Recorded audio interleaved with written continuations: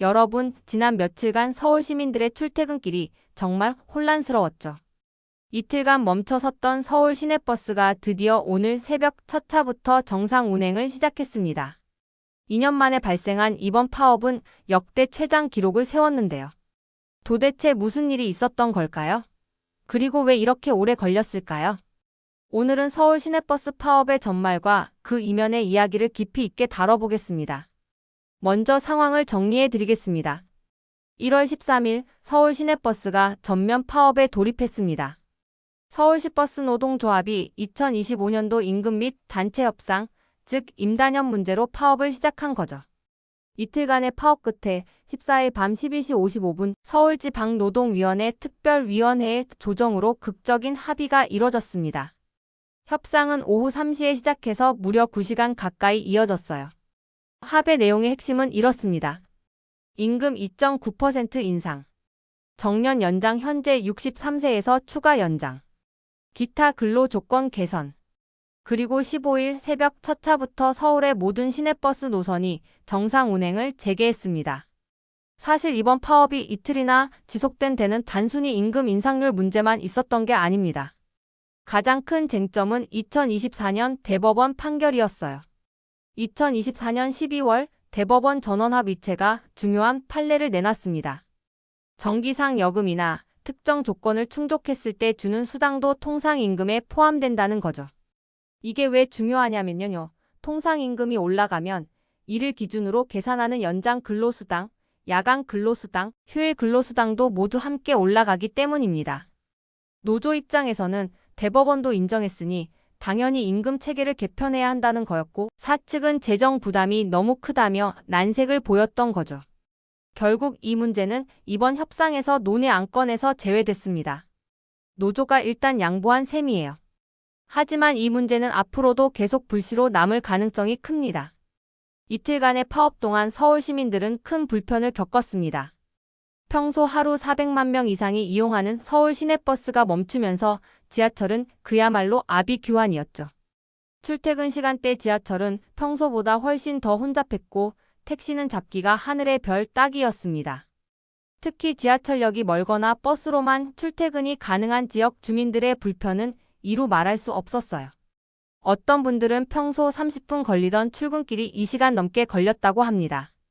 버스 정류장 전광판에는 모든 버스 위치가 차고지로 표시돼 있었고 SNS에는 시민들의 불만과 한숨이 가득했습니다.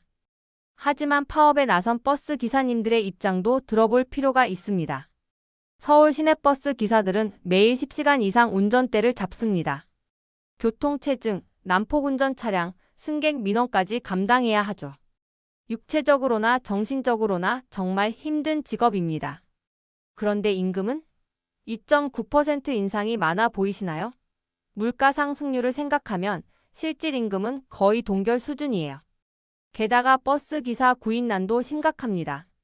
젊은 사람들은 이 직업을 기피하고 현직 기사들의 평균 연령은 계속 올라가고 있어요. 그래서 정년 연장이 중요한 이슈가 된 겁니다. 현재 정년이 63세인데 인력난을 해소하려면 경력 있는 기사들이 더 오래 일할 수 있어야 한다는 거죠. 사실 이 문제의 근본에는 서울 시내버스 운영 시스템의 구조적 문제가 있습니다. 서울은 2004년부터 준공영제를 시행하고 있어요. 이게 뭐냐면 민간 회사가 버스를 운영하지만 서울시가 재정을 지원하고 수익금을 관리하는 시스템입니다. 문제는 버스 회사들이 독자적으로 수익을 내기 어렵다는 거예요. 승객 수는 줄고 운영비는 계속 올라가는데 요금 인상은 시민 여론 때문에 쉽지 않죠. 결국 서울시 예산에 의존할 수밖에 없고 시 재정도 빠듯하니 임금 인상에 소극적일 수밖에 없는 구조입니다.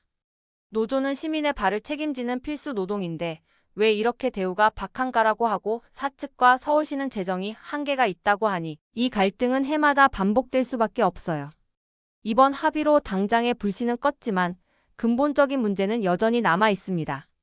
첫째, 통상임금 문제는 결국 다시 불거질 겁니다. 대법원 판결이 나온 이상 언젠가는 임금 체계를 개편해야 하니까요. 둘째, 버스 기사 인력난 문제도 해결되지 않았습니다. 정년을 연장하는 것도 중요하지만 근본적으로 이 직업의 매력도를 높이지 않으면 젊은 인력 유입은 어렵습니다. 셋째, 서울시 대중교통 재정 구조 자체를 재검토해야 한다는 목소리도 커지고 있어요. 요금 현실화, 준공영제 개선 등 다양한 방안이 논의되고 있습니다. 무엇보다 중요한 건 시민의 이동권과 노동자의 생존권, 이 두 가치를 어떻게 조화시킬 것인가 하는 문제입니다. 2년 만에 발생한 서울 시내버스 파업, 역대 최장 기록을 세운 이틀간의 파업은 이렇게 막을 내렸습니다. 버스가 다시 달리기 시작했지만 이 문제가 완전히 해결된 건 아닙니다. 매일 우리를 실어 나르는 버스와 그 운전대를 잡은 기사님들, 그리고 그들의 삶에 대해 한 번쯤 생각해 보는 계기가 되었으면 합니다. 여러분은 이번 파업에 대해 어떻게 생각하시나요? 댓글로 의견 남겨주세요. 구독과 좋아요는 더 나은 콘텐츠를 만드는 데 큰 힘이 됩니다. 감사합니다.